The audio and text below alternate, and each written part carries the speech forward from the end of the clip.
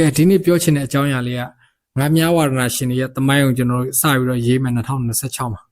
အကြောင်းအရာကတော့ဘာလဲဆိုတော့မြန်မာနိုင်ငံမှာငါများကျိုးငါများချိတ်နဲ့အဲ့လိုငါများပြီးတော့အကြီးဆုံးငါတွေကိုဘယ်သူကရထားလဲဆိုတာနံပါတ်နဲ့ကျွန်တော်တို့ပေးမယ်ဗျအဲ့ဒါကြောင့်ကျွန်တော်တို့ကစရင်ကိုအခုမှပြန်ကောက်မှရမယ်ဘာလို့ဆို market ရင်မကောင်း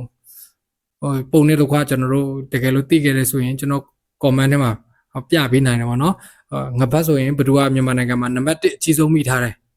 အဲ့တဲ့ချိန်မှာနောက်လူကတူးတက်ကြီးတဲ့အကောင်ပြန်ပေါ်လာလို့ချင်းသူကနံပါတ်1ဖြစ်သွားမှာပေါ့နော်အဲ့လိုမျိုးတော့ပေါ့မျိုးငရက်မှာလည်းအဲ့လိုနံပါတ်1အကြီးဆုံးဘယ်သူမိထားတယ်ဒါမှမဟုတ်ငရွေးထဲမှာသူကနံပါတ်1အကြီးဆုံးမိထားတယ်ကျွန်တော်9မျိုးစိတ်တိုင်းမှာကျွန်တော်တို့အကြီးဆုံး9တွေကိုစရင်လောက်ပဲဗျဒါမှကျွန်တော်တို့ရဲ့9များတယ်ဆိုတာတမိုင်းရှိရမယ်လေကျွန်တော်တို့နောက်ထပ်နှစ်ပေါင်း340ကြာရင်ကျွန်တော်တို့က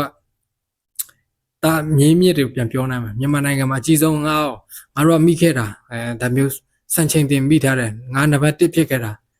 နံပါတ်2ဖြစ်ခဲ့တာဒါမျိုးပေါ့နော်ကျွန်တော်ဒီတမိုင်းအခုပဲထိုးကြရအောင်ဒါကြောင့်ကျွန်တော် comment အောက်မှာဟိုတိခဲ့မှာဆိုရင်ကျွန်တော်စရင်ပေးပါကျေးဇူးပြုကျွန်တော်စရင်စပြီးတော့လှုပ်တော့မယ်နော်မြန်မာနိုင်ငံမှာငါအကြီးဆုံးဘယ်သူတွေစမိခဲ့လဲဆိုတော့တမိုင်းနေစပြီးတော့